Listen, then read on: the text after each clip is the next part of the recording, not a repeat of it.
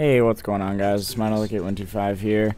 I got a team deathmatch on Quarry using the L86 foregrip, or with the grip, and here we go, first blood, nice. And I think G18 Akimbo's as my secondary, and this gun pretty much sucks, but I'm trying to spice up Modern Warfare 2. There's a lot of guns I haven't used, like in the LMG class, and finally branching out past the UMP and the submachine gun class. I mean, I used to use the Vector when I was a noob, but now I'm using like the MP5K and the P90 a lot, so that's always cool. And here I'm using the L86, which is a pretty fun gun to use. I really like the look of it, especially with the iron sights. It just looks awesome.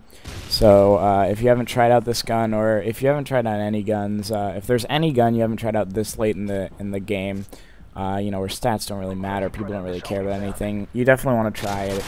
And here I went with sitrep, I think, on this class instead of Ninja for better sound whoring, rather than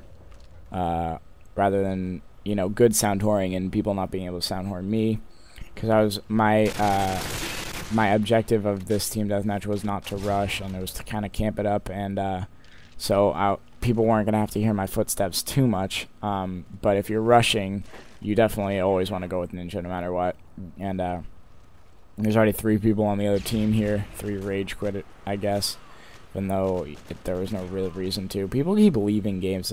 You know, something interesting I'd like to talk about on that topic is Halo Reach, which I'll get to in a second, is of why I'm not posting a Halo Reach gameplay. But Halo Reach has this thing where if you can rage quit, and in Halo 3 it used to take away from your experience if you rage quit, but you could do it as much as you want. So if you didn't care about experience, it wasn't a big deal. But if you did, then you pretty much never rage quit, and it was decent incentive, but it wasn't the perfect system. And here in Halo Reach, the system is you can't rage quit more than like 5 times in a week or something like that. That's a complete guess, but I know I've already gotten the message I'm about to tell you guys about. It's basically you can't rage quit a lot of times in a specific time period, or else a little message will pop up saying if you rage quit one more time, and that was Predator missile fail, by the way. It'll say if you rage quit one more time, then you won't be able to actually go back into matchmaking. And while you can still dashboard and stuff, you know, I don't know, it's just look at that lag there, like I jumped ahead of me.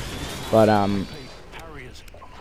I don't know, it's a decent system. It keeps people from rage quitting, and not being able to rage quit, or being able, how am I supposed to put this? It's basically, oh, I got outgunned there, hardcore. CAD commando. Basically, you can't. Halo okay, I'm like stuttering for words. If you're actually watching this commentary and having a good time, I salute you. But you basically in Halo, you can't have rage quitting because you don't have join session in progress. And without join session in progress, rage quitting, and with rage quitting, that would mean that in the end, if someone was doing good, then they would just start sucking or not getting any kills because the other team would leave, and there'd be no incentive for them not to leave. In Modern Warfare 2, you have the opposite of where you can rage quit as much as you want. All it does is give you a loss, which, you know, who really cares about that? Or some people do. I'm not going to say that no one does, but I personally really don't care about any of my stats at this point, definitely. At the beginning of the game, somewhat, but at this point, I could care less about my stats. There's a nice double spray, I think, yep. Which is pretty hard to pull off with this gun. But in Modern Warfare 2, you have join session in progress, which is both a good, you know, they both have their goods and evils, I guess you could call it. I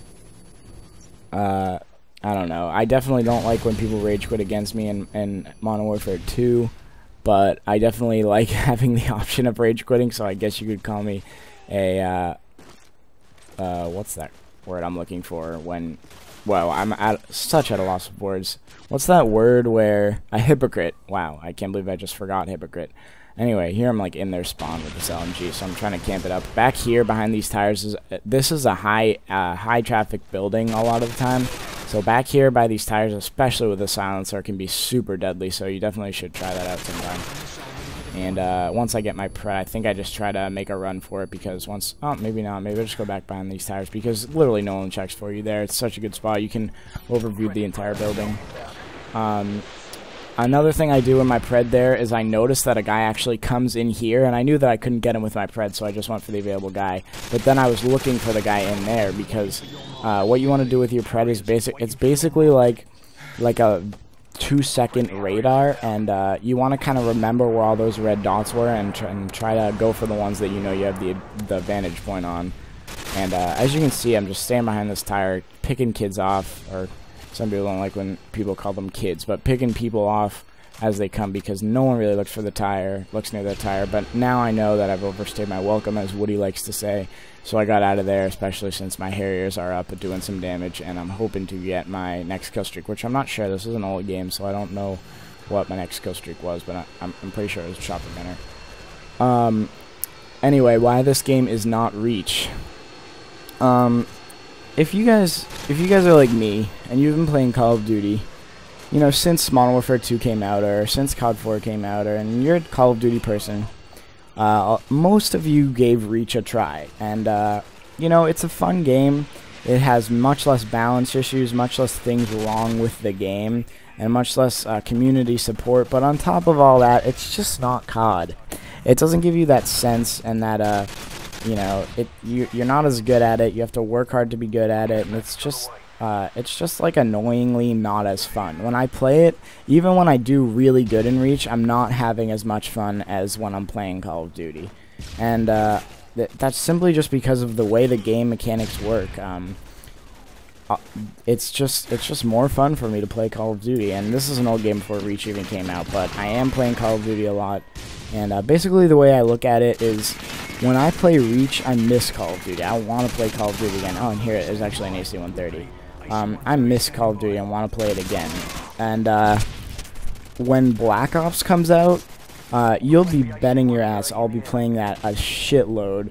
I won't miss Reach at all, and you know, that's just the way it works. I'm a Call of Duty guy, even though we all know the problems with this game.